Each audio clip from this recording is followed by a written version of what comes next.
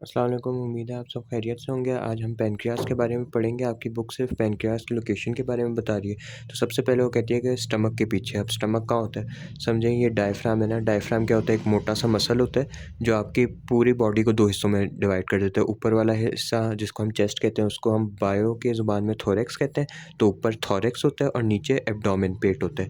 तो डायफ्राम के अगर हम नीचे जाएँ और लेफ़्ट साइड पे, ये लेफ़्ट साइड है। आप बुक की तरफ देखते हैं तो आपकी लेफ़्ट राइट ऑपोज़िट साइड हो जाती है। तो ये लेफ़्ट साइड पे डायफ्राम के नीचे यहाँ पे हमारा स्टमक होता है। ये जे शेप का ऑर्गन, ये हमारा स्टमक है। और इसी के पीछे जो होती है ना वो स्प्लीन होती है। स्प्लीन अगर मैं आपको बनाऊँ तो ये देखें, ये स्प्लीन का हेड है और ये स्प्लीन की टेल है। तो टेल जो है ना वो स्टमक के पीछे होती है, स्टमक इसके आगे होता है। तो ये हमारा स्टमक है और उसके पीछे जो है ना बिहाइंड हमारे पास ये क्या है? पैनक्रियाज़। क्या है? पैनक्रियाज़। तो स्टमक आगे होता है, पैनक्रियाज़ पीछे होता है और ये हमारा वर्टिबल कॉलम है। वर्टिबल कॉलम जो होता है वो रीढ़ की हड्डी है।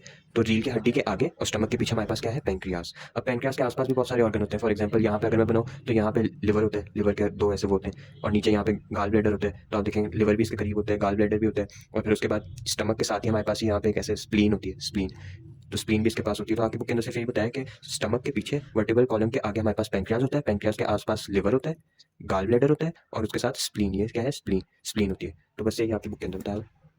तो ये देखें, the pancreas is behind the stomach and in front of vertebral column. Stomach के पीछे वर्टिबल कॉलम के आगे। It is surrounded by gall bladder, liver and spleen. तो ये लिवर है, ये गॉल ब्लैडर है और स्टमक के साथ ही स्प्लीन होती है, उसके आसपास घिरी होती है। The head of pancreas is on the right side of the body. Right side का मतलब ये कि देखें, यहाँ लिवर हमारे पास राइट साइड में होता है ना, लिवर राइट साइड में। तो पैनक्रियाज का हेड किस तरफ है? राइट साइड पर है। और लेफ्ट साइड पे क्या है? टेल। और राइट साइड पे यही देखें, अगर मैं स्टमक के आगे थोड़ी कंटिन्यूएशन बनाऊँ तो यहाँ से ऐसे स्टमक और यहाँ पे फिर ऐसे डियोडिनम जा रहा होता है। क्या है? डियोडिनम।